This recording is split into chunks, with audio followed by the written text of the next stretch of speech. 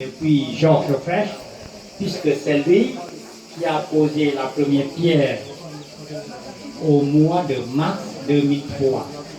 Et Hélène Mandou est venue installer les pierres de base de ces bâtiments en 2004.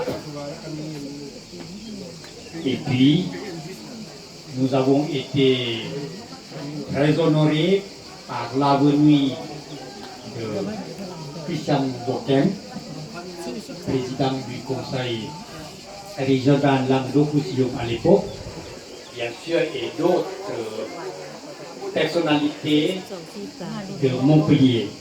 Nous avons aussi reçu ici, il y a en 2018, le général Jean-Valéry Letterman, le sous-préfet Pierre Michaud, et puis 5 députés venus du palais de Bourbon.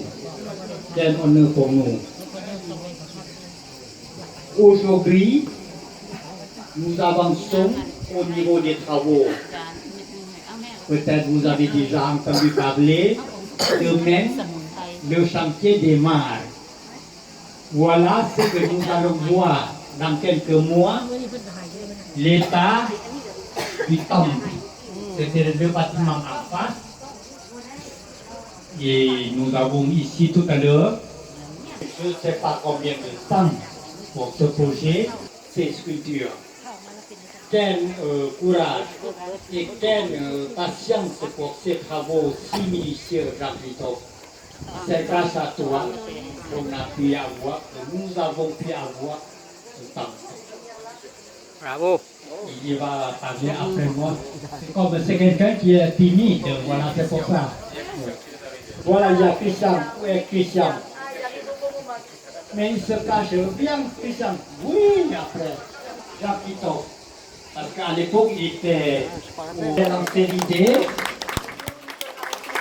Et lui, il a dit, d'accord, je suis partant. Nous allons être architectes bénévoles pour vous.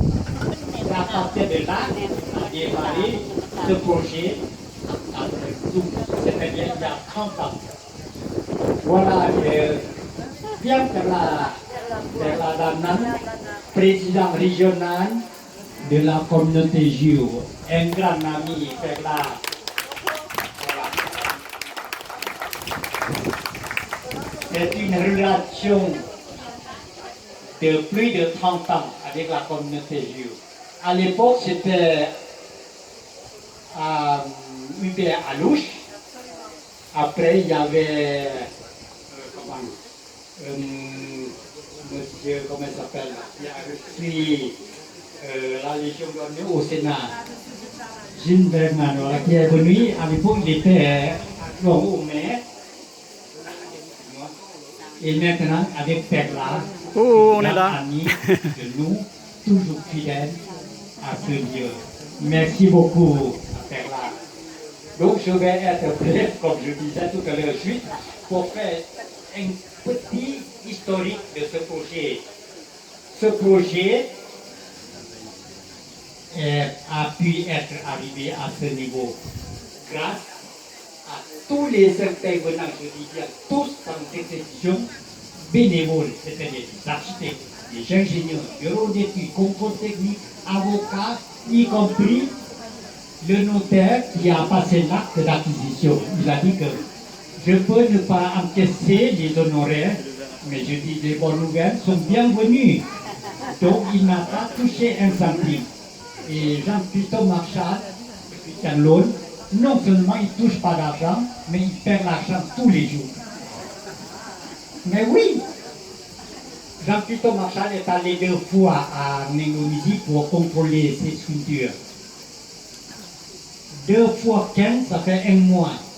Pendant 1 mois, il n'a pas travaillé dans son cabinet. Ça veut dire qu'il perd l'argent pendant 1 mois. Et il ne touche pas un centime. Et surtout, il participe à tout, y compris aller sur les montagnes pour amener des choses extraordinaires. Je ne dis pas quoi. Bon, peut-être il va vous raconter tout à l'heure. Voilà, merci pour votre dévouement et merci à tous d'avoir bien voulu participer Bravo. au financement de cette opération. Nous avons démarré les mains vides. Maintenant, nous avons déjà financé vers les 1 700 000 euros de travaux. Il nous reste encore Le double. peut-être vers les 400 500 000 euros pour terminer cette opération. Nous sommes très touchés. C'est que les séries de télé sont intéressées. J'ai reçu Étienne Leduc, qui est régisseur général de Cambis Renoir, et puis aussi Sébastien Giraud, qui est responsable des repérages pour Un si grand soleil. Et éventuellement un jour, dans un épisode de ces séries, et peut-être dans un film de long métrage aussi, parce que Sébastien Giraud m'a dit qu'il travaille pour les films de long métrage aussi. Mais il voudrait voir si un jour on a la possibilité de lui accorder cette possibilité. Je dis bien sûr avec plaisir, d'autant plus qu'ils ne vont pas venir bénévolement, gratuitement, bien, ça sera payé. Mais voilà. Donc, voilà, grosso modo, bon, maintenant, ça avance. Et puis, le mois prochain, le 14 août, tout le monde le sait, c'est la Tête-Messe. Ça sera une fête importante. Il faut compter au moins 500 personnes. Ça sera bien animé. Voilà, aujourd'hui, c'est une petite fête. C'est une fête non annoncée, donc uniquement publiée, c'est tout.